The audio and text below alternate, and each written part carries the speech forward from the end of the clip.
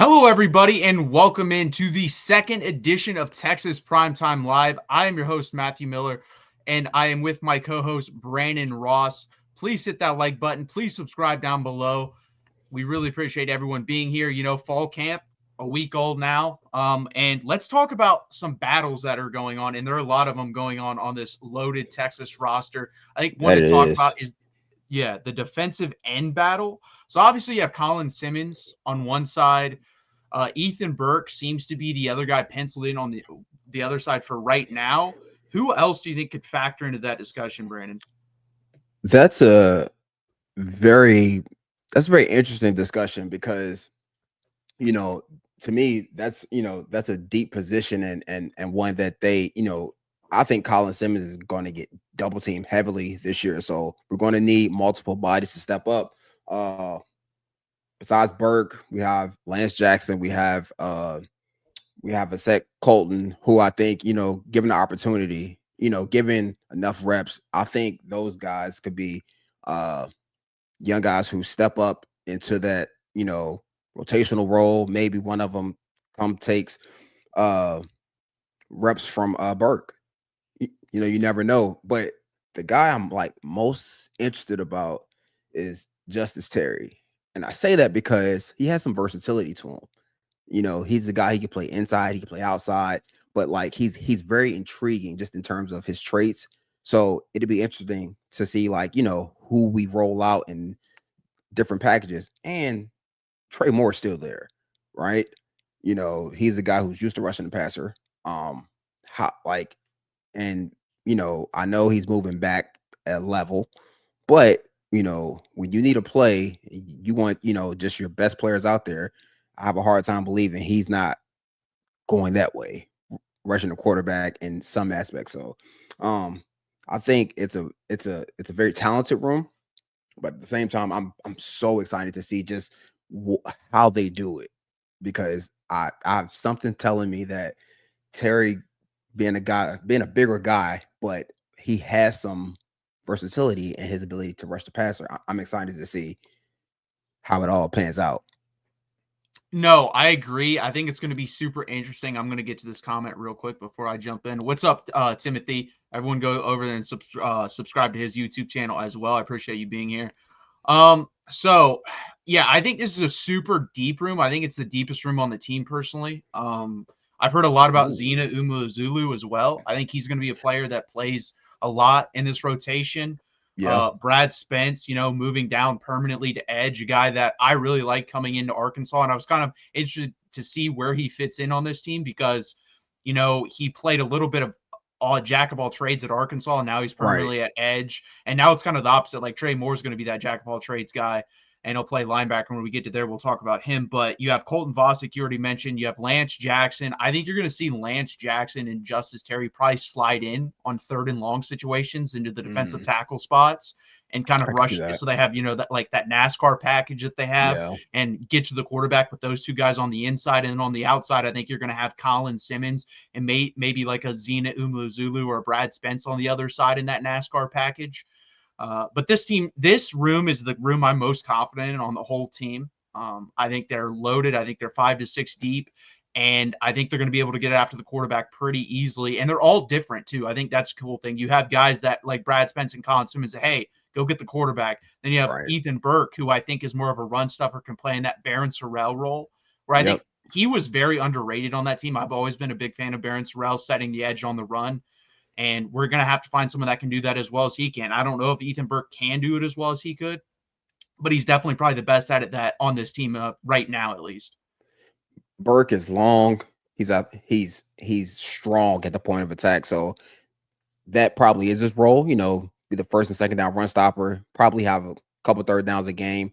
But to your point, on third down, it's gonna be pivotal to get just speed on the field at every position. But yeah, this room is very talented, very deep. I'm super excited because when you have a good D line room, it helps those guys on the back end. When you don't have to cover as long because you got guys who get after the quarterback, like having that depth up front is going to help the growth of the guys behind them.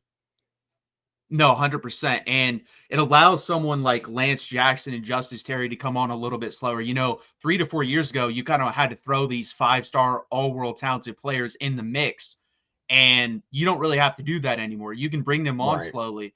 And I think you're going to see, I said this yesterday on our show Monday, that Matthew Caldwell in the quarterback room would probably be the backup quarterback early on because of the experience. But then later in the year, you're going to see someone like Trey Owens become the backup. I think it's kind of the same situation in the defensive end room where someone like Azina Umlozulu or Brad Spence gets a lot more playing time early. But then later on in the year, I think Justice Terry and Lance Jackson, just because they're so damn talented, are going to Right. come on and play a bigger role later in the year.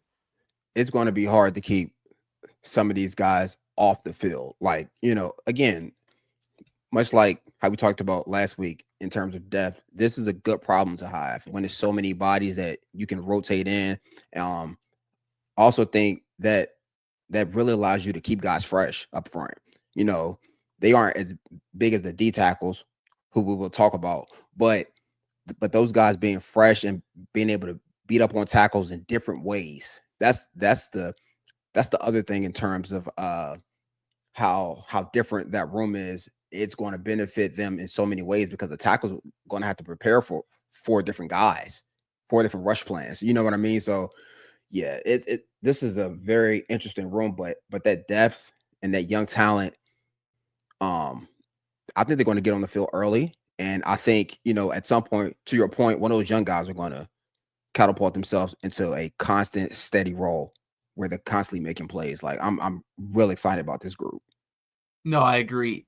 David Keith Williams, thank you for being here. However, regarding Brad Spence and Trey Moore, I think it'd be done at the detriment of the team. Yeah, I could see that to I where, don't disagree with that. Yeah. yeah, where you kind of muddied the rules here between the guys. And like Trey Moore did come on really strong the latter half of the year. I think when I looked back at his stats, the last 5 games, I believe he had 5.5 or 6 sacks. He had like all his Yep. sacks then because he kind of had his role defined of, hey, I'm going to go back to rushing the passer. And he's really good at that. I mean, at UTSA, he had 10 plus sacks. So, but I trust the staff. That's the thing too. Like this staff has made very little bad decisions in my opinion. The only bad decision that comes to mind, I've talked about this, I think not starting Jonathan Brooks a couple years ago over CJ Baxter was the only bad decision I could think of. Like that was Yeah. literally it. That's the one I think of. But what do you think about that? They do a good job, like you said, like they know their guy. So it's something they know within Trey Moore that he's going to make the transition rather easily. But that's a hard transition to go from moving forward most of the time. Now you're up, moving laterally, have to make calls, have to make reads. Now, granted, he has a stud beside him, right? But at the same time, it's to a man, you want to hold your end of the bargain on that defense because I think this defense is really talented and it's plenty of depth. Also, they have the luxury of, let's say Trey Moore, it's not working out. Brad Spence has done it. You know what I mean? So now we say, okay, well, let's flip them back. You know what I mean? Like to me, they have options to bring Trey Moore kind of along and not, not throw too much at him. But again, if he can handle it mentally, then I think that's like 90% of it. If he can handle in between the ears and all the motions and shifts and adjustments that come with being in the box, we'll be fine. No, 100%. And I think the point of attack for this Texas team as a whole, I'm a big was a big Colts fan with Peyton Manning. I'm more of a Peyton Manning than Colts fan, but Fair. when he was in the NFL, that he wanted to get leads and then unleash Robert Mathis and Dwight Freeney when Right. you're up 14 points, so you don't have to really play the run. I think Texas is kind of wants to do the same thing because you have all these talented pass rushers. I mean, if we get up 14 points on these teams, you could have Brad Spence and Trey Moore on the field at the same time, along with Colin Simmons and other guys on the edge, and just unleash them to rush and the wreak pass. havoc. So, Absolutely. yeah, exactly. Good call. So that's a very valid point. I never thought of it that way, but you're absolutely right. Yeah, I think that this team, I mean, if they get leads early, I think they're going to be able to smother teams. I really believe that. I think that's going to be the key to this season is get up early and then just unleash hell because you legitimately have 6 guys on this team where if you just put them on the field and say, go get the quarterback, it's going to be hard to stop right. it. Yeah. Right. Well, and so to that point, and like we go back to just the losses of last season, I think that's why teams ran the ball. You control the clock, you control the pace, the tempo, and you don't let those dogs hunt, right? Like you keep it Yeah. third and manageable, run past downs, and like so.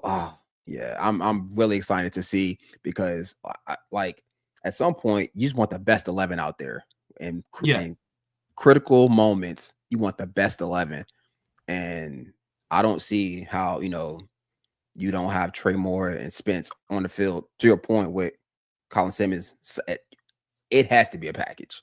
Like has to be, right? You would think. I would assume so. Yeah. I mean, That's if too you're much talent. yeah, exactly. I mean, they created that NASCAR package with Johnny Nansen last year because he saw the talent they have pass rushing, and they said, why don't we initiate where you have basically 8 guys that are smaller but can go get after the quarterback and really only have 3 defensive backs on the backside. I think that's what you're going to see even more this year because you have so much talent on this side of the ball. So Yeah. it's going to be very interesting. Let's jump over to the defensive tackles because I think this is like Ooh.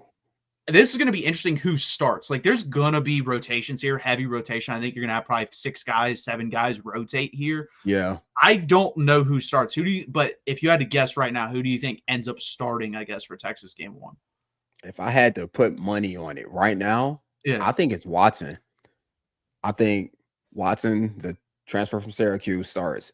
He's really talented. He played in a similar defense under Brown at Syracuse. Like he's super Yeah. talented, big man, quicker than you think for a man his size. Out like just off based off just experience and just talent, and just guys who've done it at a pretty good level. I think he would be the safe bet to start if I had to put money on it.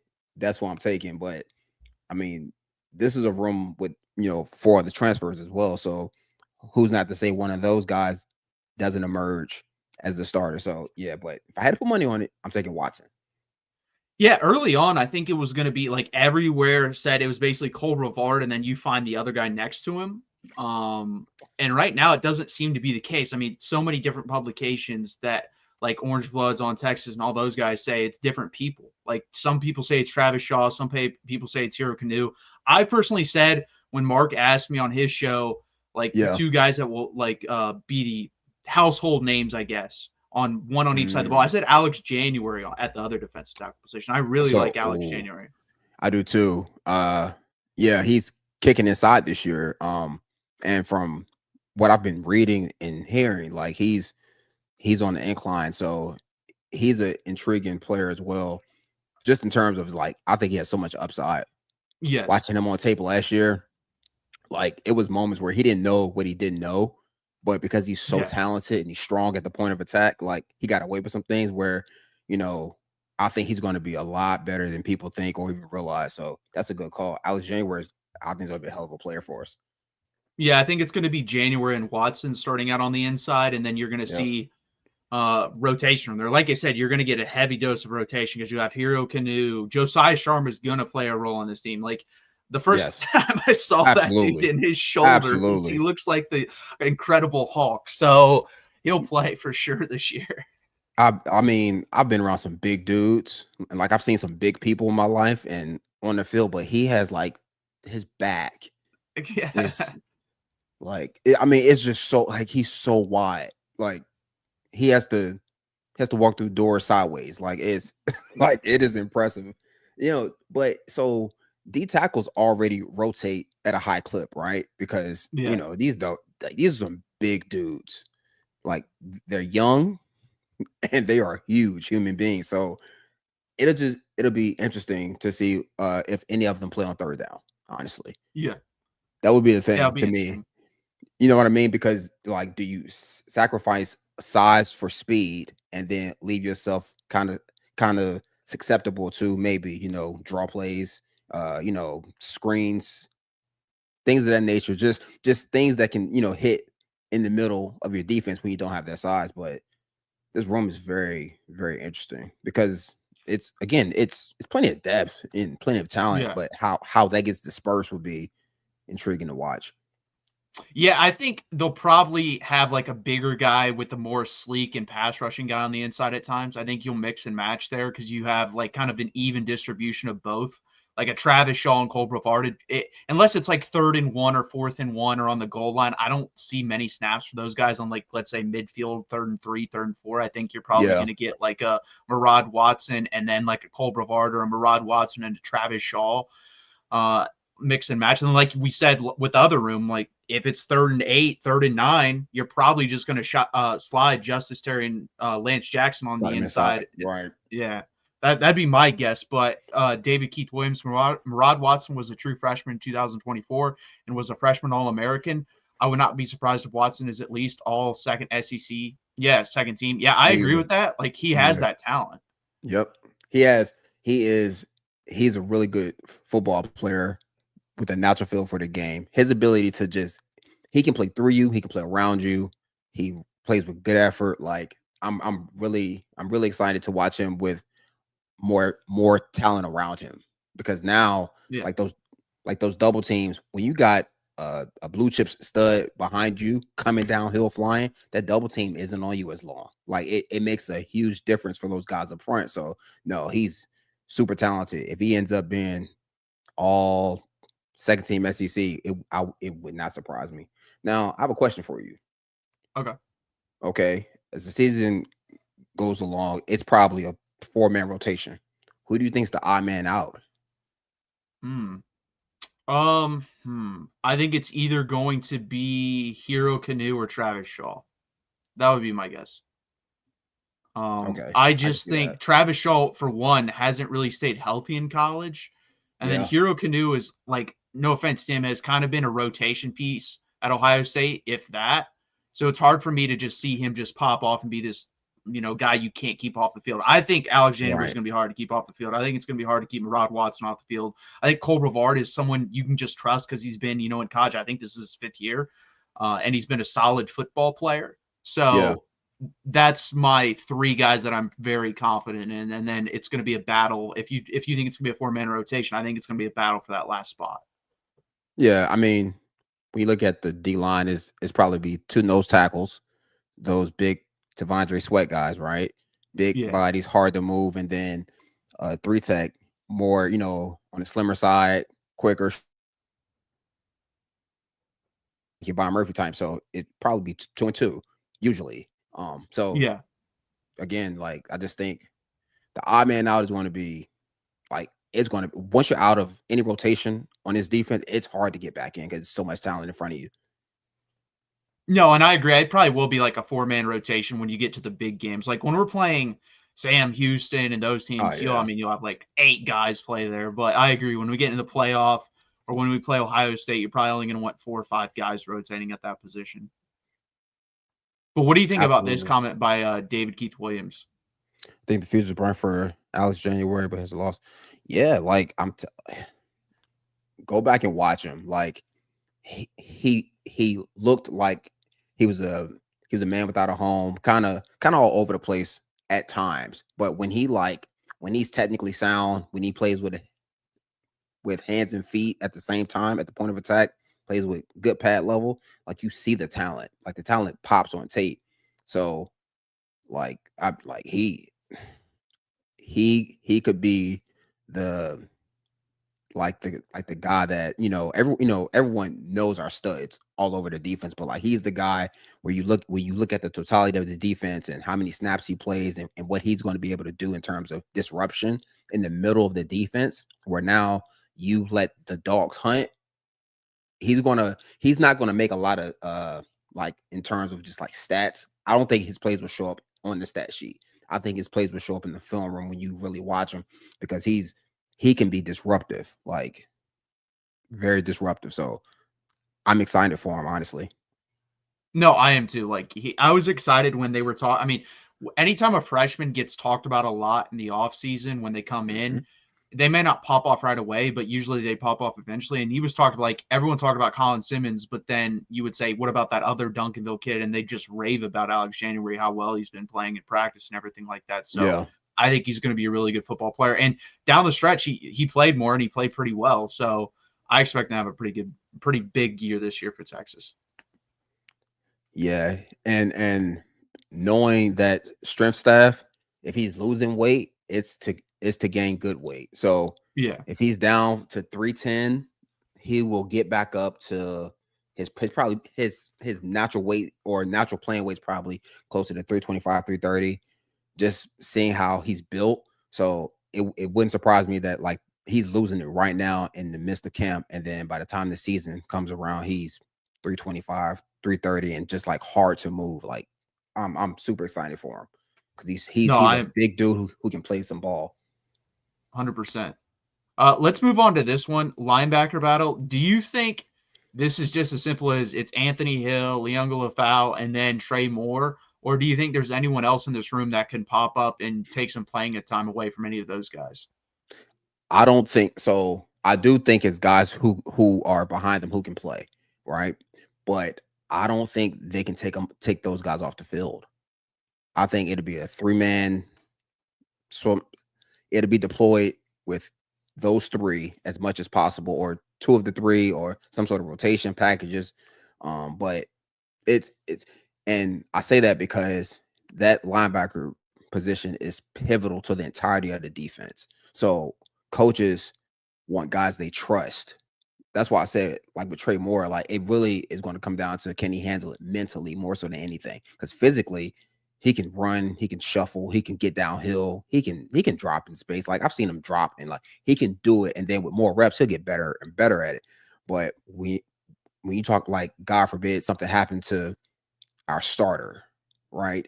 And now, what's the next progression? Like, how does that look? So, um, just in terms of the communication with the D line, the communication with the safeties behind them, like it's so much that goes into that I don't think you're going to put too many bodies out there that you don't trust, even if they're like growing. When you're talking about, it could be anybody. It doesn't matter. Like all it takes is one mistake for the whole defense to not be on the same page. So Yeah. I think they stick with the veteran guys who have done it, who have experience to keep the cohesiveness of the defense. No, I don't disagree with that, and I think Leonga Lafau is going to be another guy that's going to pop up and be a household name because he He's played really well he's down the such a good football. stretch. Oh my god, he is like, okay. When you when I watch him play, I get excited. I get really excited because he makes all the plays he's supposed to make. As simple as that sounds, a lot of guys don't do that. They don't make the Yeah. plays they're supposed to make. But that's what makes, to me, like really good football players, or like the great ones make the plays no one makes. That's what makes them special. But he makes, I mean, he's fundamentally sound, he's strong, he's smart, he's instinctive. Like, again, how do you keep him off the field? He does everything right to me. Like watching him on tape, he's very clean and just smooth. Like everything makes sense because he does it the right way. So I'm he's another guy, again, I'm very excited for, because I really think he's just a really just solid football player who, like, you is who you want on the field, because he makes other guys around him better, because you know exactly what he's going to be, exactly where he needs to be, and it allows those guys around him to play faster. Yeah, I think the only negative thing is like at the second level, he can, get pushed around a little bit by an offensive lineman, but I don't think there's very many linebackers that are good at, Yeah. shedding blocks at the second level from offensive linemen. So that's not a big thing. He probably gained a lot of strength in the offseason. So I think he's going to have a really good year. Another guy that gets talked about a lot, and I was impressed with when he did play last year, was Ty Anthony Smith. Now he definitely needs to put on some weight. Yeah. Because he came in at like 205 or 210. I think he's up to He like was little. 220 right now. But what do you think of him? So it's the same thing. It's when big bodies get around him, he would get tossed around a little bit, but you see the burst and you see the speed, like you see the athlete to get sideline to sideline to play off the spot. So again, like I know that program. I know he's got bigger and stronger. Like that's what they pride themselves on. You you will be in shape, you will be big, you will be strong based on what the coaches want you at. So but yeah, like he's a to me, watching him, he was more of an athlete playing linebacker than a linebacker who was an athlete. Um, so I'm really excited to see his progression, but like everything's going to really boil down to, can he handle the grind throughout the course of the year, at his size, as he grows, because there are growing pains with gaining weight, handling that weight for Yeah. 4 quarters. So it'd be interesting to see for sure, but really talented. Like you saw the flashes on tape last year. So it would just really boil down to him handling the physicality of playing inside at his new weight. No, it'd be interesting. And I don't know how much like tape of you that you have watched of Bo Barnes, but do you think there's any chance he contributes at all this year as a freshman or no? Yes. Yes. So I think he will be a guy where he, of course, will play some special teams, right?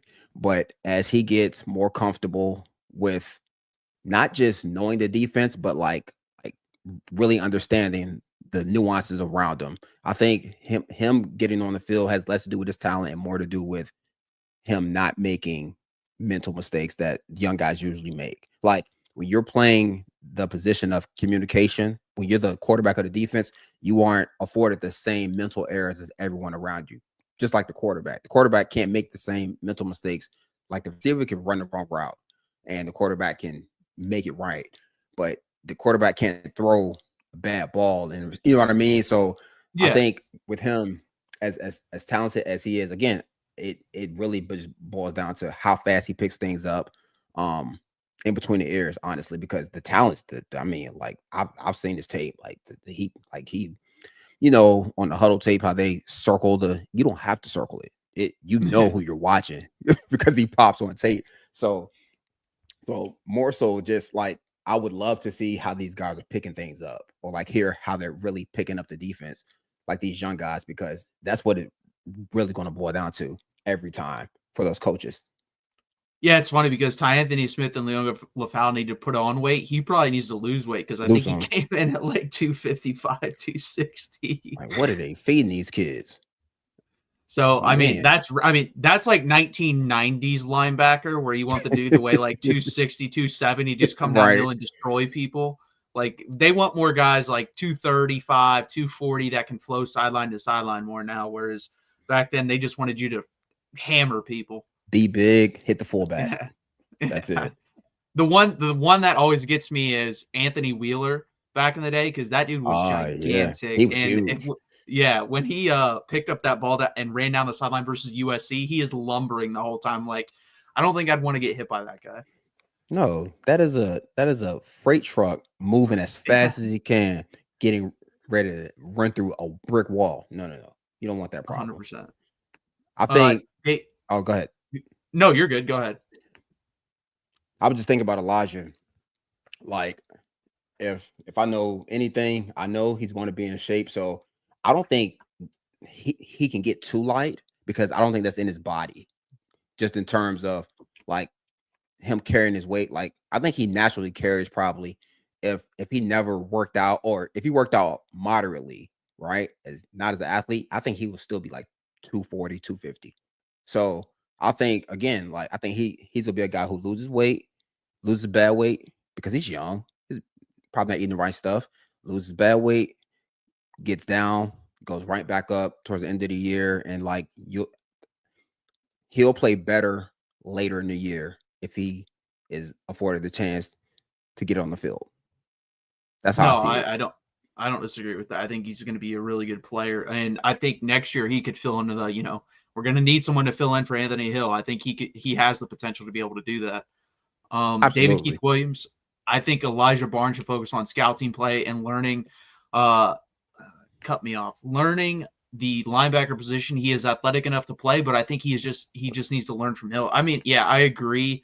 I think it's going to take him some time, but I also know with the staff, if you're super talented, they're going to let you go out there and play to your strengths. They kind of did that with Anthony Hill when he came in as a freshman versus Alabama. Like they didn't ask Nope. too much from him. They kind of just said, "Hey, go out there, create havoc, see ball, get ball type thing," and he ended up with like 2.5 sacks in that game. And then you saw later in the year, it kind of cost Texas because he played pretty bad versus Oklahoma, running around, and he was kind of confused Yep. with Jeff Levy's offense, and it kind of cost Texas in that game. So they'll try to play to your strengths and let you play some football out there. Yeah. I mean, that's what makes them a really good staff to me. They like even the young guys, they put them in positions to win and not think. Play fast, We'll talk about the rest later. These are your 12 to 20 plays that you're going to get. I'm gonna try to put you in the best situation possible so you can just go be talented and play ball. But to your point, when they have to play every down and you really can't protect them with calls and things like that, that's why to me this time of the year is so pivotal in terms of learning. Like this is the time to make a lot of mistakes. Make them now so that you don't make the same ones later in the year. No, 100%. Abdul, this doesn't relate to the defense, but very valid question. What's the word on Baxter? Is he not cleared yet? From everything I've heard, I don't think he's cleared for contact yet. No. If and I mean they're probably being smart with him. Yeah. There's no need to rush him back out there right now. Like that's a really good staff. That's a good program. They know how to protect them because ultimately they're going to have to protect the player from himself because he wants to get out there. I'm sure of it. But you got to protect those guys from themselves because they're super competitive and they want to play. They don't want to, they don't want the year to go by and they're not getting the reps they think they, earned. So I hope they take it slow and they be smart with them so we can get a, rejuvenated CJ Baxter. Yeah, I think people don't realize like this just wasn't an ACL injury. He tore, I think, like at least 3 ligaments in his knee. Yeah, That's going to take it was the ACL, PCL, and an the MCL, I LCL. think. Yeah, MC, MCL or yeah, LCL. It was like it yeah, was at least 3. And easily. if you've seen the pictures, he's not even wearing a running back brace. He's wearing like an offensive lineman brace on his knee. Hmm. Yeah, So it's the real fat one that yeah, it yeah. stands out. And that's the thing. Yesterday we talked about. I just don't see him the first month of the season really contributing much, just because I don't know if he's going to be able to cut on that leg yet. And you're definitely in this type of offense in the system you run running wise, you're going to have to cut. This is Yeah.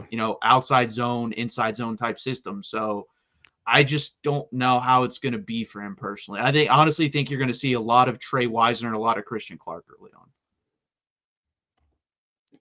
And that's the way it should be. I don't like I you should not rush him back for August 30th. I don't No, I mean, like you know what I mean? Like that's not yeah, a like as big of a game as that is, like that's not the season. no, Y- So, I would love to have him, of course. Like would love to have him, but if if he isn't 100% in terms of to your point, being able to cut, make jump cuts, react to bodies around him, because more so than anything, he's gonna have to get through being hit. yeah. You know what I mean? Like the mental part of like bracing for hits when guys are near his knees. Like he's gonna have to work through that, and you don't do that in training camp with a guy coming off ACL. So we just hopefully we just take it real slow, let him build up to contributing in the back half of the year. Well, embracing too when you're pass protecting. I think that's a big thing too, being Yes. able to anchor your Oh, lower body into the ground and good being able call. to, lower or take that hit. And I don't know if he can do that. I don't even know if they've allowed him to do that in practice. That's the thing too. Like this isn't the NFL where these guys have access reporters all the time. We know very little because these coaches are like, nah, if you get half an hour, then you're out and we're gonna do some real Right. stuff and you don't get to watch. That was the same thing for scouts too. Like we Oh, got to really? see. So it always depend on like who was there. So if I was there by myself, I could be there I'll get there at like 9 and I'd be there till 7 p.m. I've eaten with the coaches, I've talked to everyone, but if it's too many scouts, you you get I want to say it was like the first 5 to 7 periods. And then Sark is like, nice having you boys, but gotta go. We gotta get to work. So no, it's like that's smart. And it protects them from anything getting out in terms of any opponents. They don't Yeah. know, right? Like everything at this point is just speculation. Like no one knows except for the people on that field when he's on the field. So no, keep it that way. Keep it a secret. Yeah, it's funny because Belichick is super secretive with the NFL. Imagine what he's going to do now in college. He doesn't have to say anything. Like, where Oh my god! Like I can only imagine a visit to that school just in terms of like getting any information on injuries because Yeah. like in college you don't have to report injuries like the No. NFL. So when I say that was the hardest thing where you're like, oh, he's not practicing, and they'll be like, oh, he has a class conflict. Like he's wearing a brace. Yeah. Well, yeah, and I'm pretty sure Belichick got fined for that in the NFL because they have to, He did. tell people that because for gambling purposes, and college hasn't caught up with that yet, so they don't even have to tell you, like you said. So he's going to say nothing, or he's going to list the whole team on the injury report and say the whole team's injured. I don't know if we can even play a game this week, like type thing.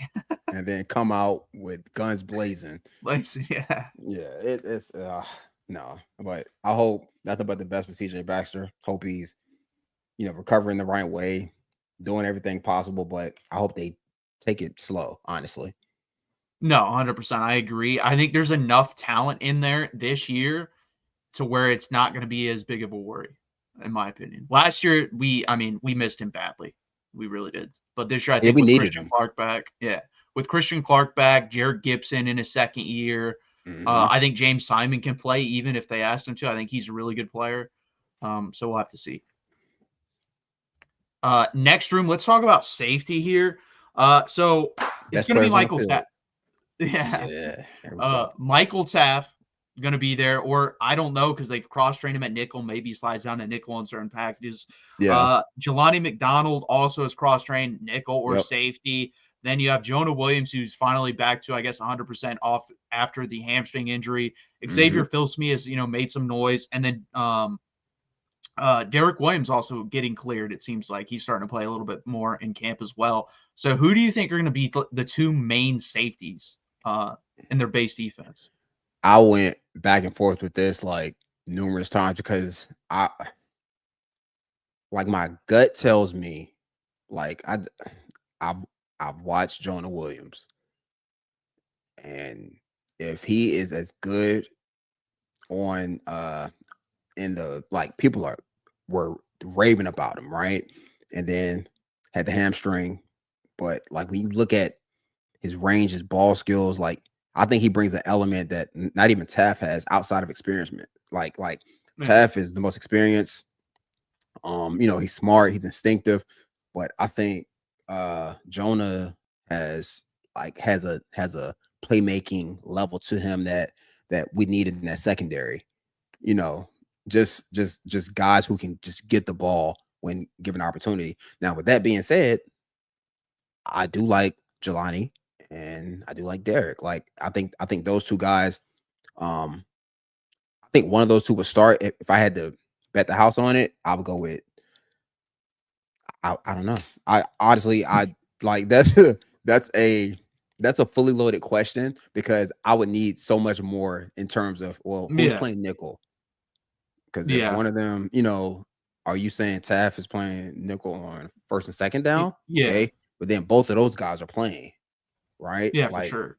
and then, are you saying, well, it's the Taff is staying, then Gilbo's inside? Okay. But then who's the other one? And to me, it will be based on matchups, you know, because I want to say Taff plays to the boundary most times, or he did last year. He I played a think so, lot yeah. to the boundary as the free safety. Free safety and will always go together in the defense. Those are the guys that you want free, right? Um, so I think you keep him there because you allow Taft to kind of, not roam per se, but fix things in front of him. That's what Yeah. he'll be able to do. Whereas the other guy has to be more structured in terms of he has a nickel, he has the mic, he has a feel like he has so much going on around him. He has to be just like really focused in on I have to do this. Whereas backside, you got a corner, Will, one receiver. I don't have that corner better cover him. Behind better cover him. You're on your Yeah. own, brother. Like so the if I had to put money on it though, I would go with probably McDonald. I'll probably go with Jelani. Just just in terms of I think he's a guy, I think he can cover just in Yeah, terms of for sure. playing in space. I think he can naturally cover. I want to see him get a little bit more aggressive in the run game, just in terms of him triggering. and attacking things at times, because the thing is, if even the back is Derrick Henry, if you beat him to the spot, that tackle becomes a lot easier. And just at times last year, watching him on tape, he didn't always go when I thought he saw it. Like, I see what you see, go Hesitation. trigger. Yeah, just and it's just enough to make a 4-yard gain or a 3-yard gain turn into 6 or 7. And it's just like, just I know you saw it. So then that was when he would get rotated out consistently. But then in coverage, when it's time to cover, oh, I think he like thrives at it. So if I was a betting man, I would go with Jelani. How about you? Who you got? So for the Ohio State game, it's going to be hard for me to believe they put Michael Taft in the nickel. For that game, I just don't think he fits in the nickel for that game. Personally, I think he's more let him, sit back there and make plays like the interception like he did versus Texas A&M, where he kind of ran over the sideline to make the interception. I think you're going to need that in the Ohio State game, so I think he's definitely going to play safety. And then I think if Derek Williams is healthy, I think he's the most talented safety we have, other than Jonah Williams. Obviously, like pure talent, I think Jonah Williams is definitely the most talented, but I don't think he's nearly experienced enough. Like, I'm not putting him out there week one starting safety. No. So I stated I'm not doing that. He might kill himself. Yeah, I would probably go with Taft and Derek Williams starting for Ohio State. Now, I do agree, like later in the year, I could see Jonah Williams start to take some snaps away from Derek Williams, or I could even see, I thought of this because Jonah Williams has the body type. I mean, he was listed as a linebacker. I could see him slide down a linebacker in certain packages as well. That wouldn't surprise me either. That would not surprise me. And that was kind of what I was thinking, just in terms of getting the best 11. I think at some point it'll be 3 safeties, 3 linebackers, and and then you got your corners. That's 8, and then you go 3 down in your best 3, and you have different blitz packages and things like that. But I like Derek Williams. Like, when you're talking about like more just like complete in terms of like he can do everything, I think, to your point, I think he is the most talented right now. I think Jonah has the most upside in his body, because he is the youngest in his frame. But Derek Williams is like, I love watching him on tape. But again, coming off injury, he has to get back in the swing of things. But I think our best chance for to win, I think. Okay, pose this question to you. So you go Kobe, Muhammad, Taft. Who do you put at nickel? Who do you put at the other? And Williams at safety. So who do you put at nickel? Are you putting Gilbo there? What I would either put Gilbo or I mean, I'm going to throw this name out there because he's been getting a lot of praise. Just like no one even brings him up, and he's just getting praised. Grayson Littleton apparently must be doing something crazy. He is having a hell of a camp, apparently. Yeah. So him, or I might go Jelani McDonald. Like, I really like Jelani McDonald at nickel for the Ohio State game because he can cover, and you know what they're going to do. They want to throw the football around. And that's the thing too, like hesitation, but he's not really going to have to hesitate with, like, let's say if they decide to do quarterback runs very often. Like, I would dare hey, if you want to run Julian Sayin, go ahead. I will dare you to run Julian. Yeah, exactly. So I don't think the hesitation would kill him in that game if he still has that. No, so to that point, Jelani to me is better the closer he is to the line of scrimmage. Like, when that distance is 5 to 7 yards, opposed to 15 to 17, and he could just play quick, make decisions. He can even be wrong because the guys behind him. I think that's when he's at his best, opposed to when he's back deep and he can't make that mistake. Like he can't play as fast as he probably wants to, or doesn't think he can, because he has to make the play. You know what I mean? So no, I actually like that lineup. I would love to see Jelani at nickel, Taft, and Derek Williams. Yeah, I've been all over like Jelani McDonald. I said, like, at the end of the season, I thought they should shift him there to get him on the field because he's a good player, one, and I think he fits the nickel role pretty well versus, especially a team like Ohio State. I think he fits it perfectly. Yeah. Now versus like a Florida, do I want him there with DJ Lagway running around? I don't know if I'd want him at. That might be a Michael Taft nickel game where he can read, diagnose, and go attack TJ Lagway in the run game if need be. Good point. Good point. Um, Yeah, no, it back to what I said earlier.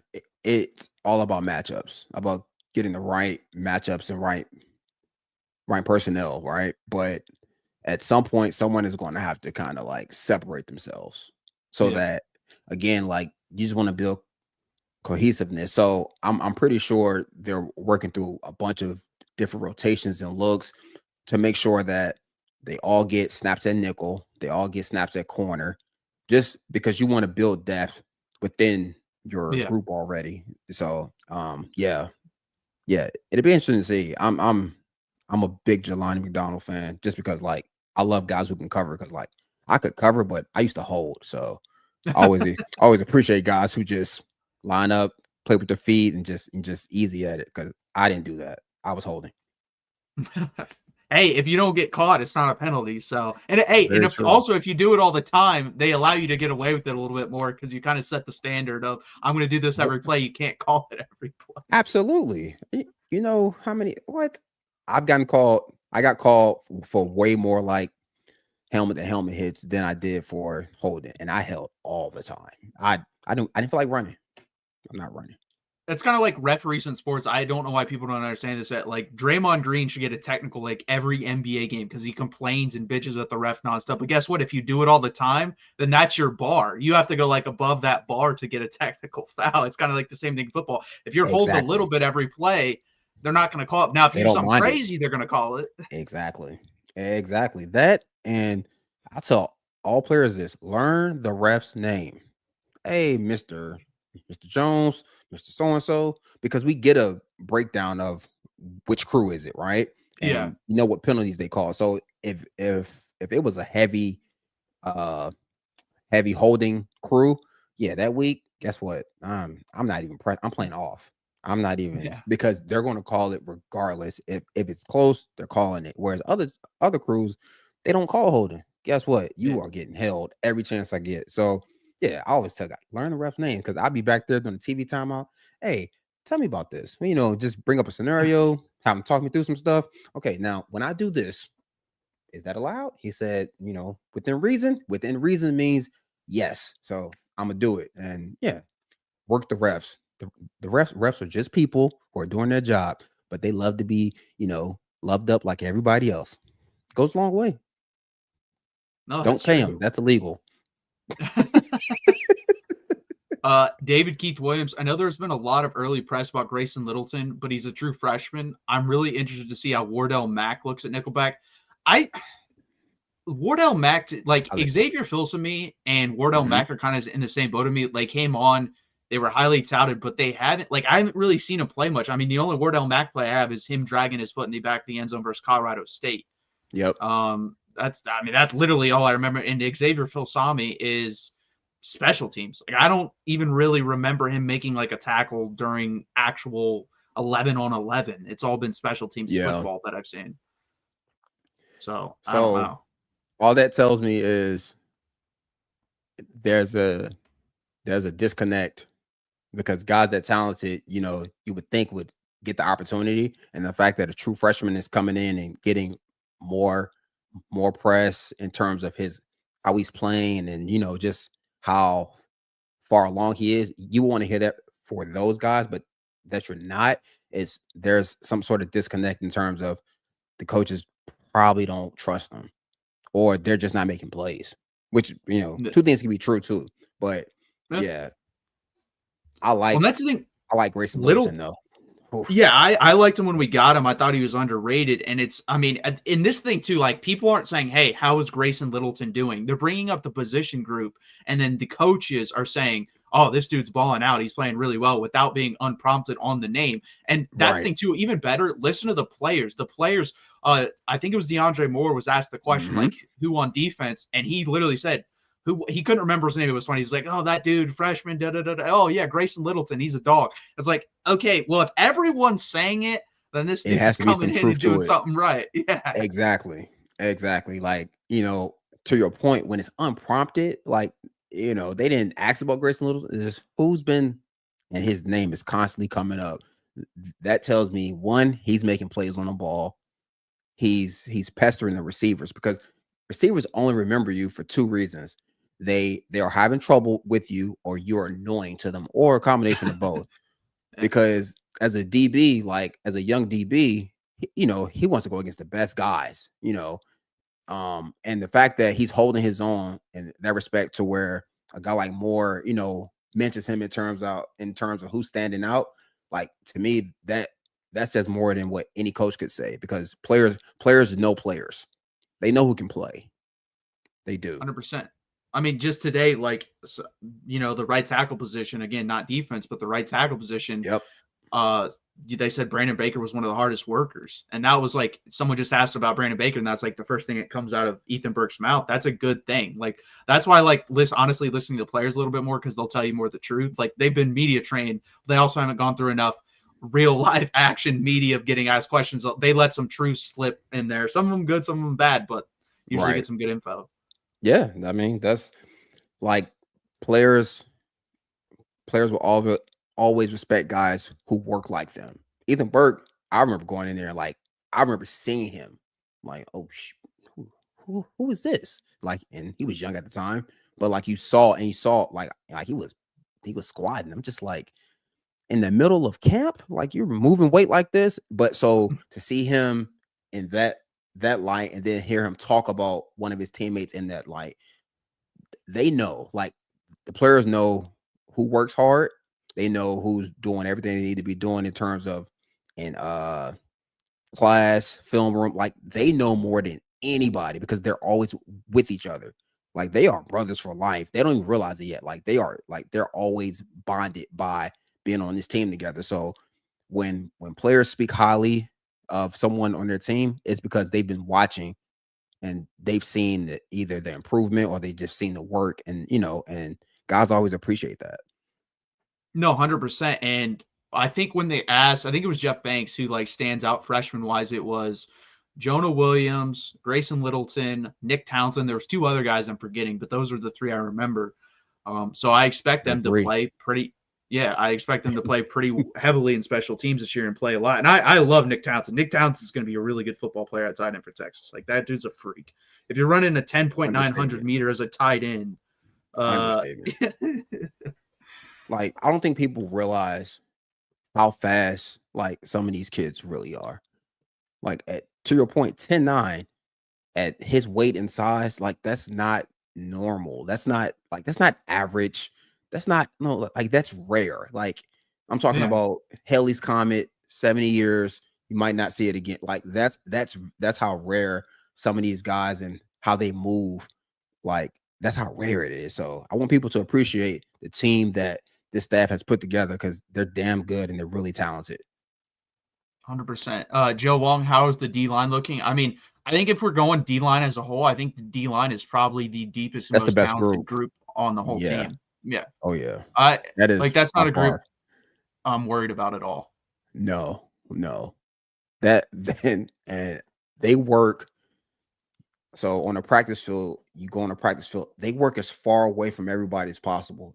And it's like, they make them run so far, and they get right to work, and they work so hard. Like, as talented as they are, like, they put in the work. And like, I'm super excited about that group, because I think us being better and more consistent up front is going to allow for our playmakers behind them to just be really special, really good. Like, this would be, to me, we have the opportunity to be one of the better defenses we've had since Sark's been here. And like, we've had some good defenses, like good Yeah. players, but as a totality, as a whole, I think we got a chance to be really, really good. Joe Long, I was afraid of that. Yeah, I think he's an Ohio State fan. So that's the it's going to be super interesting, because I think Ohio State's offensive line is actually pretty good. I think that's going to be a really good matchup. The other side of the ball is actually where I think is good. The game's going to be won. Texas offensive line versus their defensive line, because they're both Yes. breaking in a lot of new players. So I think Yeah. whoever wins that matchup wins.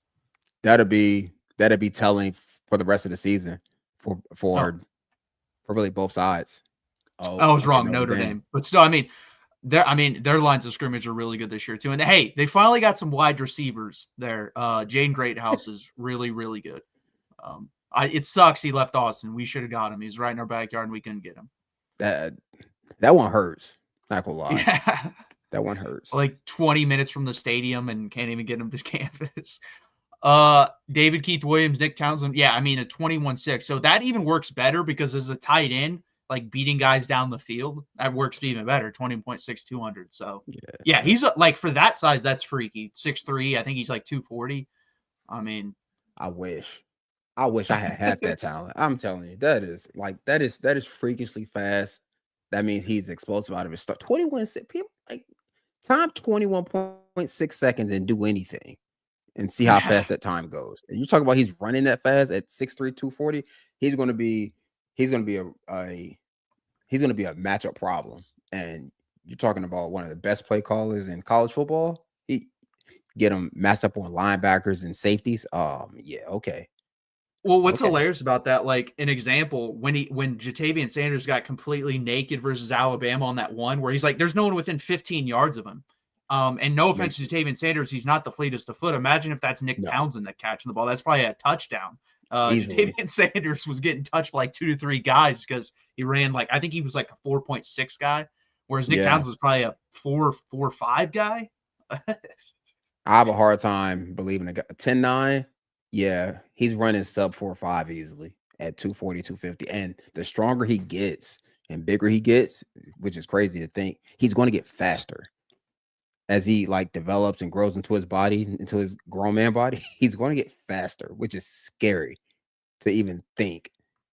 But no, Townsend, yeah, he's going to be a matchup nightmare. 100%. Joe Long says, I'm listening to DB talk, and I think we are a push. Yeah, I would actually give you guys the edge there just because I think Benjamin Moore might be one of the 3 best cornerbacks in all of college football. Like, he's really good. Oh, yeah. He's super talented. So, yeah. I would give you guys the edge at corner, but I think our safeties are better than your safeties. I think that's where I would go. It's close. Like, I would say we're better. I think Taft's really, really good. Like, yeah. Like, if I had to like grade him for like the draft, he's probably going to be a early day 2 pick. Like, that's guys what I was like thinking that, too, like 3rd round pick. Yeah, like I mean, he's really good. Notre Dame always has guys who know how to get the ball, but yeah, I would give us safeties. I would give them corners. I think we're better I at think backer. linebacker. I think we win. I'm going to be honest. I don't know much about Notre Dame's linebackers, but I mean, I'll take Anthony Hill over anyone in the country. So. Not even close. I don't think there's a discussion right now. Like, I don't think there's anything he can't do.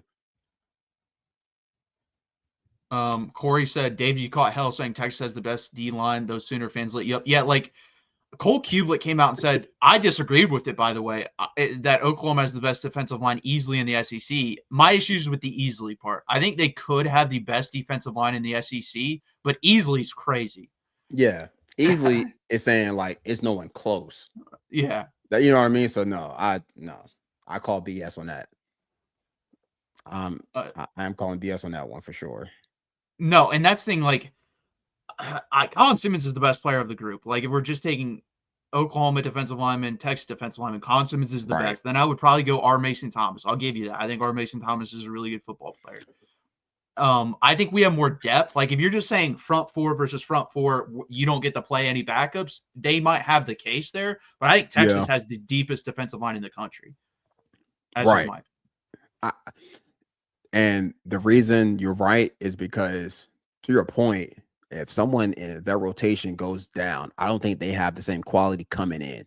I think, there's very little fall off from our front 4 in terms of the rotation. Now, they give you different things in terms of their skill set, right? But outside of that, like to me, and that's what makes them good. Like, the level of play doesn't drop because one guy's out or 2 guys are out. Like, I think it's pretty consistent. Whereas Oklahoma, I think they lose some talent when they go deeper into their bench. No, I agree. And I mean, you can just look at the recruiting rankings now to back that up as well. And Like, obviously, if Colin Simmons got hurt, then every Texas fan, and they should be like, damn, we don't have anyone to replace him, because we don't. But honestly, if anyone else really got hurt, I think we'd probably be okay, because we have the depth there. Yeah, absolutely.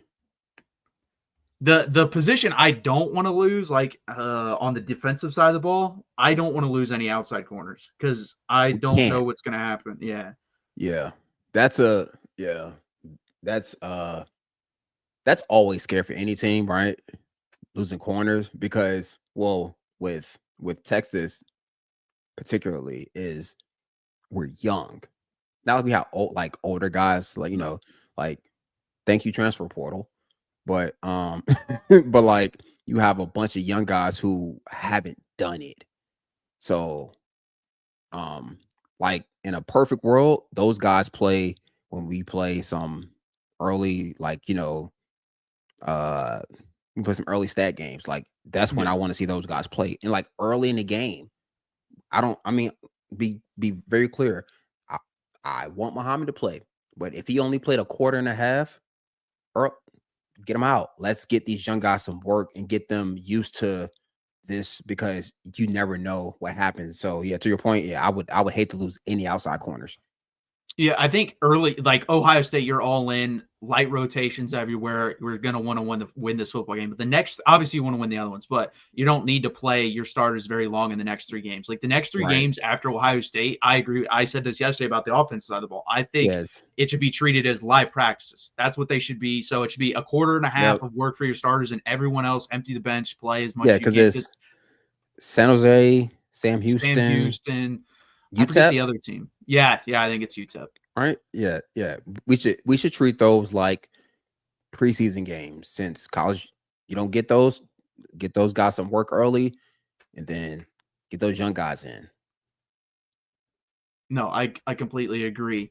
And David Keith Williams said, yeah, Clemson probably, I think, again, Clemson doesn't have the depth we have. I agree. Like TJ Parker and Peter Woods are Right. two of the top Super 12 talented. players in college football, probably. So they're really good along the defensive line. Now, I don't really know much about the depth after that. It's hard to imagine that, because they don't really tap into the portal up until like this year, and then they haven't been Right. recruiting in that top 5 consistently. I think we probably have more depth than them, but I mean, I'm not going to argue if you say that, because they have TJ Parker and Peter Woods. I mean, Yeah, those like, guys are really those are good. those are bona fide first round picks, like First round studs. picks. So I get that, but our stud D lineman is younger.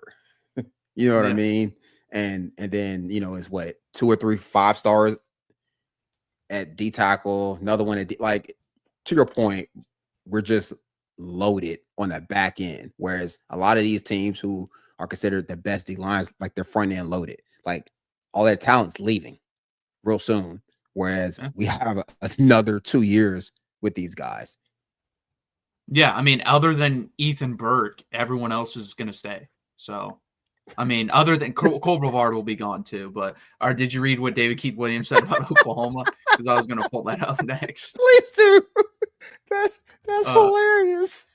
There was literally no Oklahoma Sooner fan that I have any respect for when they literally think Oklahoma's chance to win the SEC. So this is my issue when I do this, guys. Like I've been doing this for a while, and when I put out a video, so I put out a video last year ranking every. I haven't done this year. I haven't had the time to do it. I probably won't do it just because the text channel, but I did the SEC channel at the Voice of College Football, and I went Yeah. through and ranked every defensive line in the SEC, every defensive line. And I think last year I had Texas at 3, and I had Oklahoma at 4. And I had a bunch of Sooner fans jump in and give me da da da da da da da da da. And I said, hey, come back at either provide your list or come back at the end of the season. Well, guess what? They didn't provide their list, and none of them, when I was proven right, came back at the end of the season. I would even comment back to them, be like, hey, where are you now? Because I was proven right. And guess what? Didn't hear from any of them. And you see that with guys. This even bothers me. This is LSU fans. I predicted LSU season exactly right. I got all their wins right, all their losses right. I had them losing to USC and Florida. In the comments, I still remember this comment. Guy says, "You're a dumbass if you believe LSU loses to Florida and USC in the same season. It ain't gonna happen." I commented immediately after the Florida game was over and said, "What happened?" And never heard anything back, because you never do. They always bash you, but when you're right, they Of course never come not. back. Of course not. That's hilarious. Oh man. Okay. Well, if you want to do that list, like, I don't want one. I don't do those lists because I'm terrible at picking all that stuff. I'm terrible. I do well in fantasy football, Yeah. but terrible at it. But I just want to be there for the moral support of the comment section. I got your back because I know you know what you're talking about. You know your shit. Excuse my language, but you do. So I'm there for moral support. But that's hilarious. Like I would love to just do that live. Like have a just so OU fans could be in La La Land about how good they are. We could do that. We could rank them again. I have no issue doing. I like doing those videos. I have OU finishing 7-5. Look at the same story from the past 2 years. So I will say this, and I think Mark, I'm going to start saying this every time I predict anything anywhere, trying to get the word out. So Mark, the last I think went back 7 years, and for whatever reason, he just said 3 wins is a lot. So how many teams each year win 3 more games than they did the year before, or 3 less games than the year before? Last year, guys, out of the 70 Division I college football teams, 27 of them had either 3 more wins or three more losses than the year before. So 40% of college football. And on average, it's about 4 to 6 every year per conference. So you got to factor that in when you're making predictions. So I'm definitely gonna have to factor that in when I make my predictions. So you think but they finished with 6 wins last year, 6-6, yeah. So right? do you think now they can finish 6-6 again? I'm not saying they could. Right. I'm just saying in the SEC, I think there's 16 teams. That means at least 4 of those teams are going to either Are have gonna 3 more wins or 3 more losses. At least 4.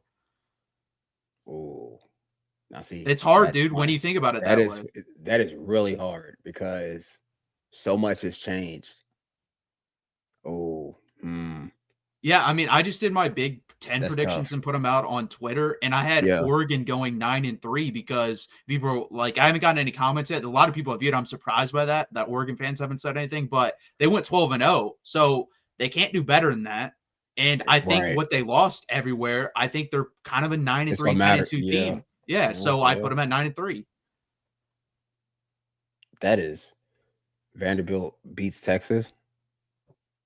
What? Wait, what? No, Vanderbilt does not beat Texas. No, not predicting that. Not Listen, predicting that. now you really now I give you this. Vanderbilt is a good football team, and Yeah, they're always going to give people problems because of that option run yeah, game. weird offense.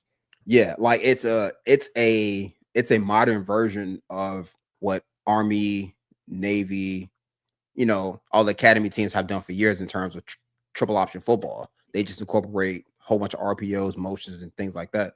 But no, not happening. No. Well, and Not happening. actually, Corey, that's one of my teams. I believe they went 7-5 last year. I think there's a good chance they went going 4-8. I think that's a team that takes the one of the three Mm. steps like back. I think they go 4-8. Man. Another team, like the 2 teams that I think are easiest are Vanderbilt there, and then Tennessee. Tennessee went 10-2. I think there's a really good chance they go 7-5. I think those are my 2 Yeah. probably take my step back. Now, who's going to take the step forward? Because someone's going to have to do that. Like, guys, it would not shock. Oklahoma has the offensive talent to go 9-3. They really do. I know people don't like me saying that, but they do have the talent there to go 9-3. Do I think they will? I don't know yet. But really, other than them, Auburn is the only team I could think of that could take that +3 jump in the SEC. Okay. Like, I actually think Vanderbilt goes the other way and they get 3 more okay. wins.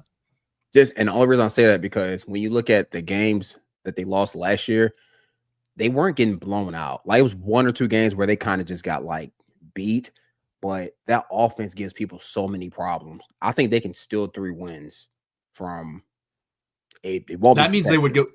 go. I forget. They either went 6-6 or 7-5. I just They, can't see them winning 10 games. I know when you say That's it a out lot.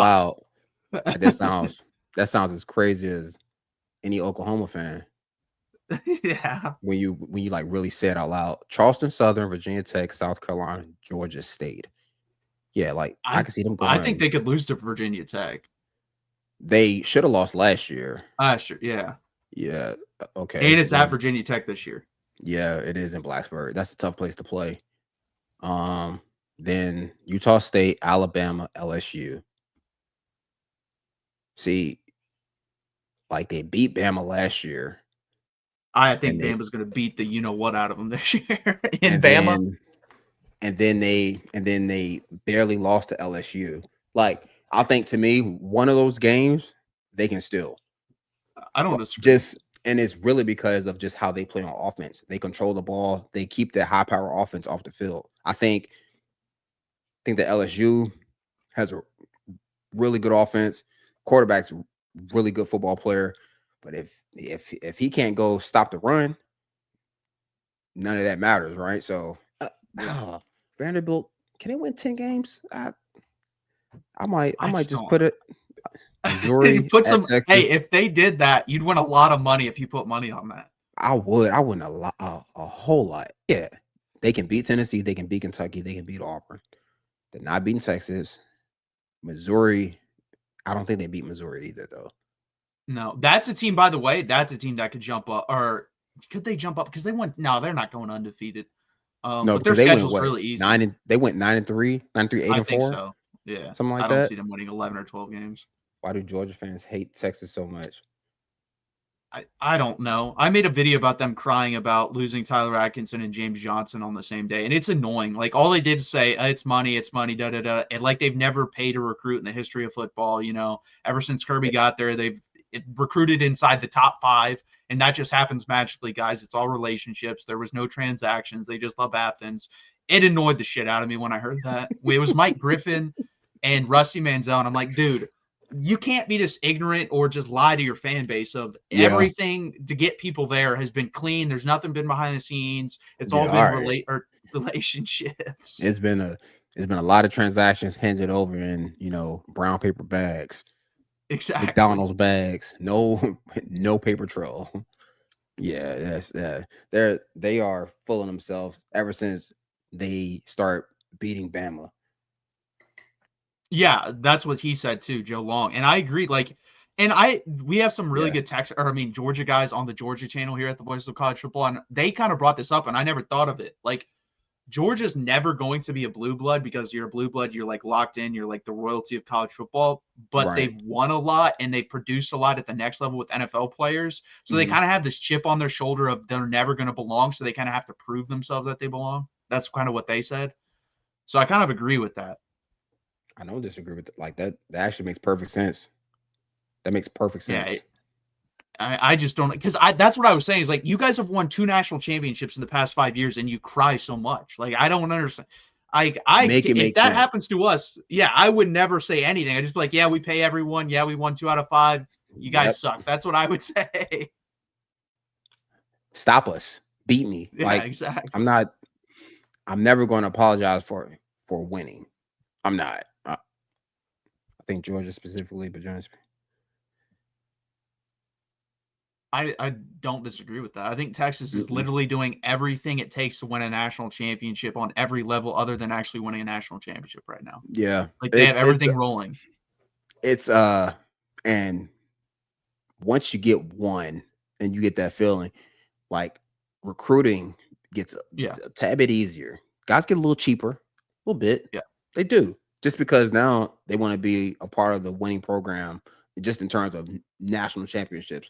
And then once those guys see, like, the NFL pipeline, like, even more so, because we look at Georgia on defense, especially how many guys they're putting in the league every year. That's why guys keep going there. Like that pipeline is real. Like, so Yeah. once Texas knock off those first 2 rings and they can hold them up on these fingers like this, yeah, it's gonna open some doors like no other, and it's gonna piss off the rest of the SEC for sure. No, it's definitely a thing where, like, Nick Saban, that's why Alabama really, when he was the coach, didn't have to shell out NIL crazy, because he won so Yeah. much and produced so much NFL talent that guys would take, 10, 15% discounts to go there. Georgia's kind of the same way. Like, Jared Curtis, it's a lot of money. He was getting, I believe they said 700 to 750, but like for the Yep. number 1 quarterback in a class, that's actually kind of light. Like, usually those guys are getting about $1 million. So he definitely took a Easily. little bit of a discount, but we also can't pretend like he just came there to Athens because he loves Athens and he loves the, University of Georgia. Right. Money talks. Comes on, pushes.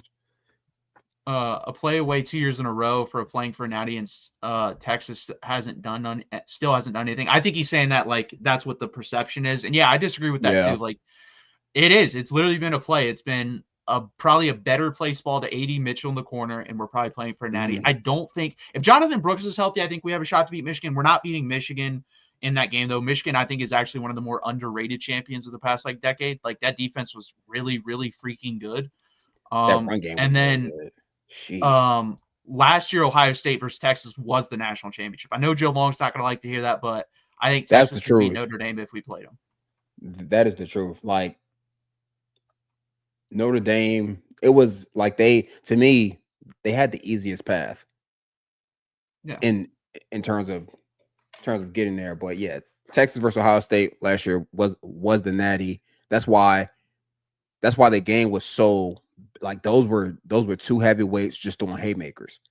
Haymaker after haymaker until we eventually got tired. And you know what I mean? But yeah, no, like we are closer than what we realized. We just when it counts, we just got to do it. No, 100%. David Keith Williams. Yeah, I mean, development is the number one thing for Texas. I mean, we have the most players drafted the last 2 years at any college football program.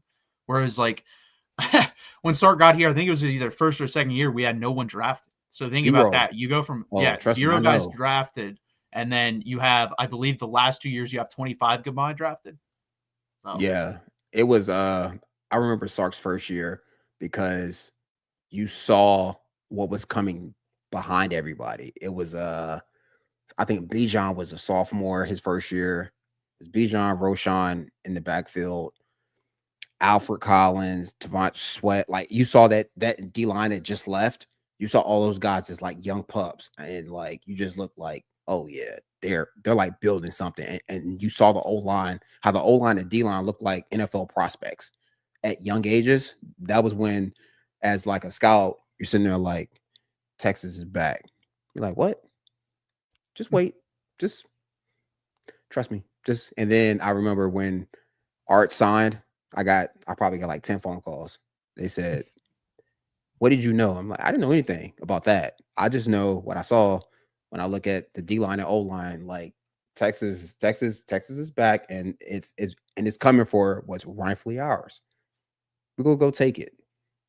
Well, that's I think too, we're the most talented team in the country. I agree with that. Like 1 through 85, I completely agree with that. Yeah, I think the only issue is the depth, or not depth. Sorry, the experience.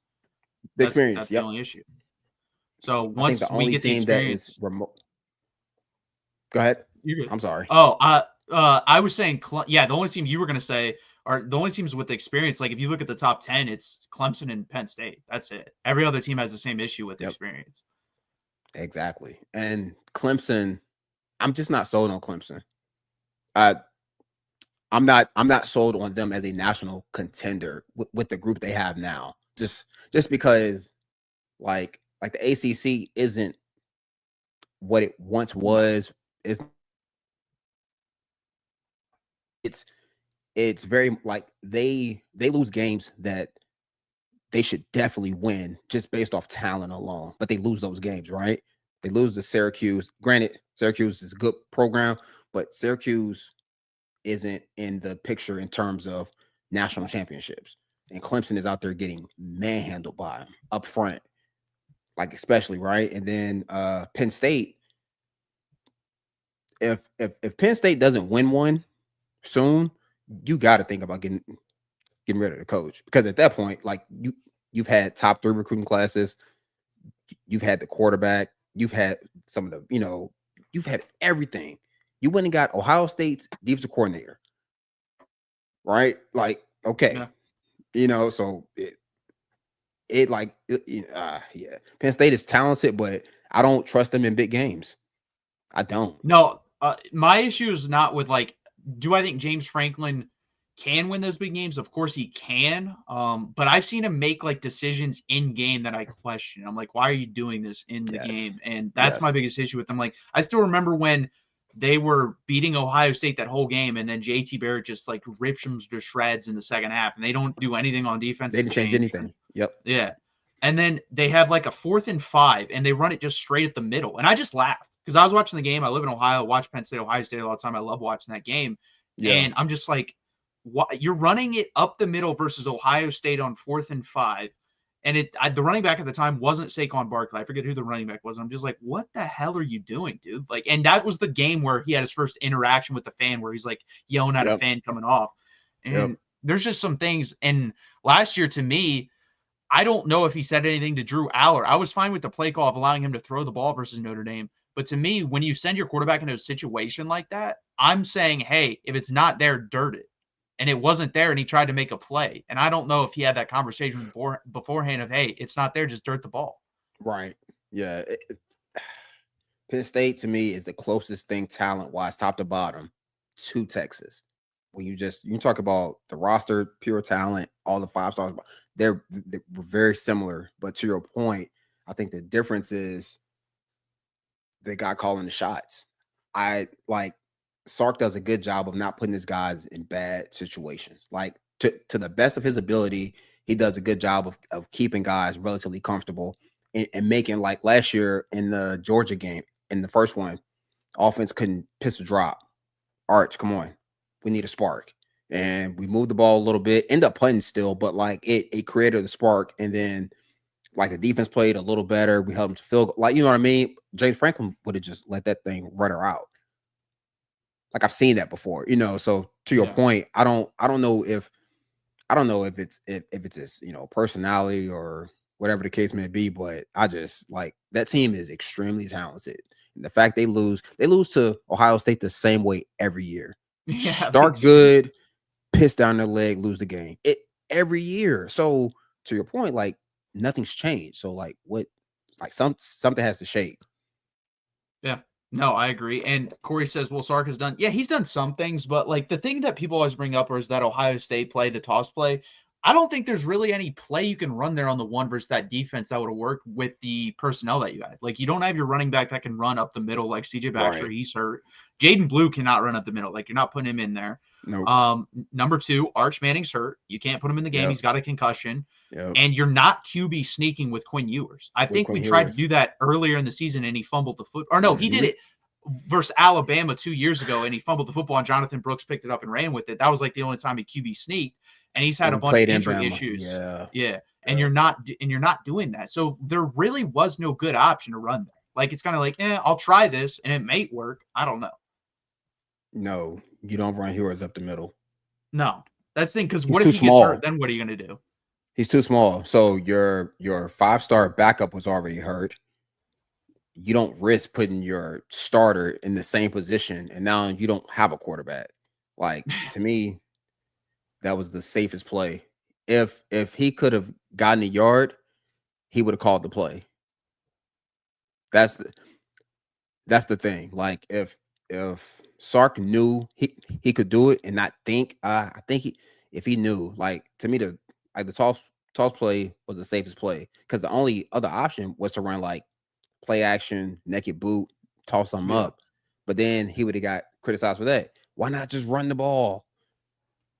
Right? So it's kind of damn if you do, damn if you don't. I don't think he does his personnel a disservice. I think some coaches do, and they try to play guys to their system. Whereas I think Sark plays his system to the strength of his guys, which to me makes him one of the better play callers for that reason. No, I agree. And Joe, we're not saying season wise, we're saying playoff wise. I think it was the easiest path, like, to get to the national championship. I'm not saying that. I still think like Notre Dame was probably the 3rd best team in the country last year. Yeah. I think Texas was the 2nd best. That's just my opinion.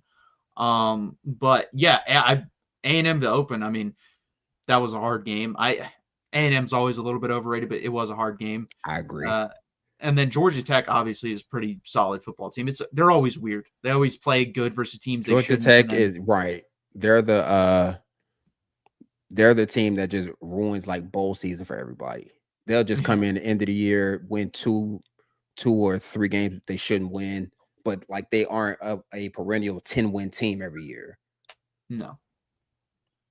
Yeah, it's the whiff, but it's also like that's the thing. So you're asking, I think it was Kelvin Banks to get out there and guard Caleb Downs or block Caleb Downs. That's not. You're just not. He's not doing that. Right. It's like DBs love toss plays because that's their chance to not get touched by big people. So he can out athlete him every time. Like it's nothing any tackle would be able to do. I've played against some of the best. If you're outside of this box, I'm not allowing you to touch me because you're not the athlete I am. Like you're either going to have to hold me or I'm going after your knees. And O linemen hate that. So I mean, Well, again, like it was the right call to me.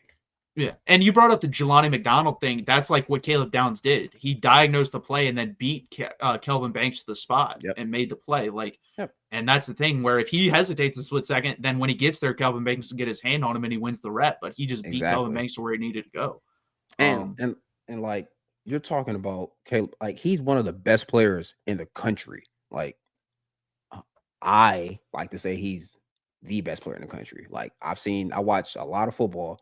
That dude is really talented as a safety. So for him to make that play, that's what makes him great. Like he makes plays that the average guy wouldn't make. So again, like when you're playing the best of the best, like those things happen. So the play I would have run, I don't know if any of you guys remember it, but it's USC where basically it's play action.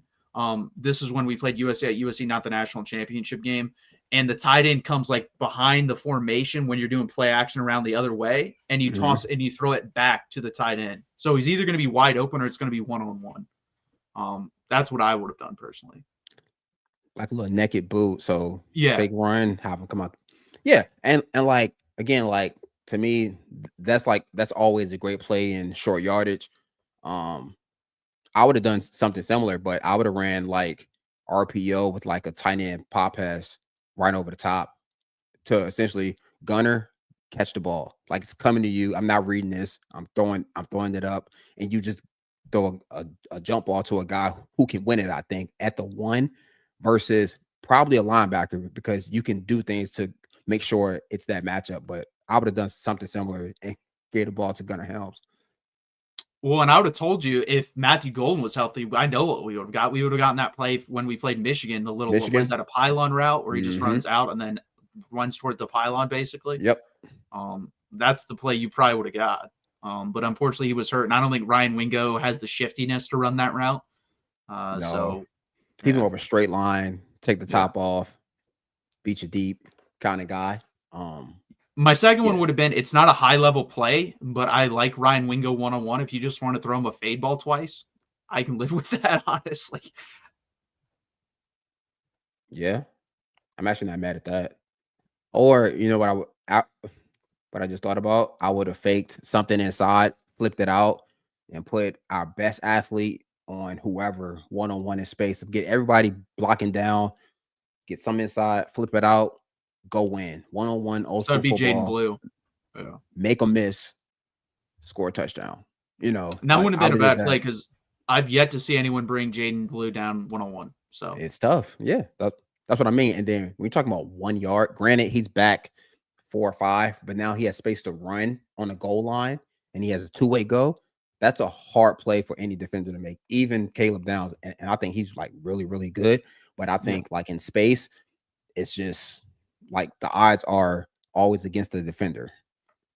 No, 100%. And that's the thing too. Like, I don't think it was a great play call, but I don't think it was like an average play call to me. It wasn't as bad as everyone made it out to be. Yeah, Blue's insane in space. Like, I agree. I think I said that last year. If it's one-on-one, he's winning. I've never seen him one-on-one get brought down. Like, they may touch him, but they're not going to bring him down. Right. No, he's shifty and he's stronger than you think. Out in space. Joe, that's funny. Vita Blue. No, he's I don't know if he's alive. And wrong sport. But he was a good pitcher. See, I'm young and I still know who he is. He's in the Hall of Fame. Vita Blue, he's a pitcher that used to pitch for the Oakland Athletics. Yep. The A's. Yeah. That was maybe that this I don't know, Corey, because I've been interested on this. What's up with Wingo not at practice? He hasn't been at practice. DJ Campbell was at practice today, though, I believe. So that's all good. I don't know what's up with Wingo. They're not really saying anything. And they won't. No. Yeah, I mean, from the sound of things, it's that makes me think that it's something personal. just in terms of maybe family or, getting home. Like it's something to that nature because if it was an injury, they would have mentioned it in some capacity. Um, School hasn't started, so it's not that. You know what I mean? So it makes me think it's something personal. So hopefully it's nothing too serious. But yeah, that would that would probably be my guess onto why he's not at practice. It always amazed me that the offense did not utilize Gunnar Helm on the goal line. Helm was 6'5", and he was also often covered by a 6'2" linebacker or 6-foot safety. Helm was never flexed out on the. I agree with that. That's not something I will say. I don't think Jatavian Sanders or Gunnar Helm have been utilized properly in the red zone. That is the one thing I think they should probably do a little bit more. That's something I hope they do with Jack Endries. Like, I'm a gigantic Jack Endries fan. I think he's going to be I've said this. I think he's going to have the best season in the history of Texas football at the tight end position. That's how good I think he is. Ooh, I don't disagree. That dude's super talented. Soft hands, big body, great body control. Yeah. And he's Yeah. like the best of both worlds between Sanders and Helm. Like, he's the combination of the two. He's Yes. more Yep. he's more athletic, but he's also a better blocker than Jatavian Sanders. Yes. Yes. And well, that didn't take much. No, it doesn't. It doesn't take much. That's blocking for tight ends. The way I see it is, you just got to give a little effort. You just got to give a damn, like, when the ball's ran to your side. Well, he was just really care. bad on the backside of plays. Like, if you ever watched him on the backside of plays, yeah, he basically just said, I'm here, run around me. I'm in the way. Yeah, listen, I scouted him, and he was one of the most frustrating players to ever scout because you saw all the talent, and like you'll see stretches of him doing it. When like a coach, you can tell when a coach got on his ass because the next drive, he's moving people. Like, just do that every time, then you'll get the ball more. Like, when you block, you get the rock. But he was severely lazy on the backside of runs. Yeah. Well, A.D. Mitchell was really, really bad at blocking at the wide receiver position as well. He kind of caused that interception in Oklahoma. Yep. But guess what? That dude was a freak, so he could get away with it because, hey, if you needed him to go get a touchdown in the red zone, guess what? He got a touchdown in the red zone. He could do it. But yeah, he was really bad at wide receiver blocking as well. Yes, he was. He was. And again, it was just effort. Like, just care about the guy running the ball behind. If you care just a little bit, you'll be a better team for it. Well, that's what I'll say about this group at wide receiver. They're going to block their ass off. Like, they do. It's a really good group. They play with in the run game especially, which is hard for young receivers to do. But you saw it last year. Like, they play with urgency, just in terms of just getting the body on the body, getting the hat on the hat, getting in the way, maybe getting upfield to help a guy on a long run, like that. That is what the backs see. Like, the backs on the O-line see that and they say, okay, when it's your turn, I got your back. I'll make sure we get enough time for you to go score. Like, it's give and take. No, 100%. I completely agree. Guys, that's going to do it for this second edition of Texas Primetime Live. We appreciate you guys chopping it up with us. We're going to be here every Tuesday at 8 p.m. Eastern time, so please hit that like button. Please subscribe. During the season as well, we'll probably be adding a call-in show on Thursday as well, so stay tuned for that. We really appreciate you guys doing that. Also, check out my Twitter right there, or X, whatever you want to call it. And then this is Brandon's TikTok, or sorry, wrong one. TikTok, Instagram, and obviously he's the host here. Do you have any streaming going on tonight, or are you calling it a night? I am streaming. Okay. I have to go eat dinner with my family, and then I'm hopping on, and I'll probably stream for about an hour or two, beat up on some people. I'm like 49-12 with Texas. Damn. I'm beating the dog shit out of people. It's actually real fun. So fun. Okay.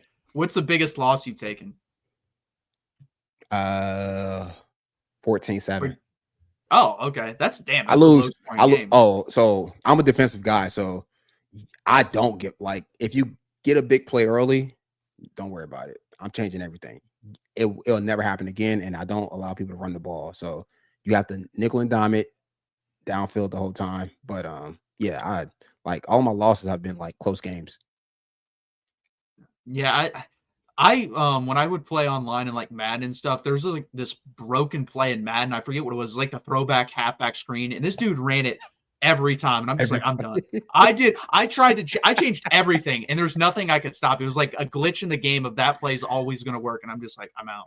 Done. Trust me, I get it. No, I run a lot of RPOs and people hate it. I'm like, well, stop it. Bill Belichick approach. We'll run it 25 times until you figure out how to stop it. Yeah. Yep. Thanks for joining us, Joe. Again, guys, this was the second edition. Every Tuesday at 8 p.m. Eastern time, 7 p.m. Central time. We appreciate you guys hanging out. And as always, hook 'em.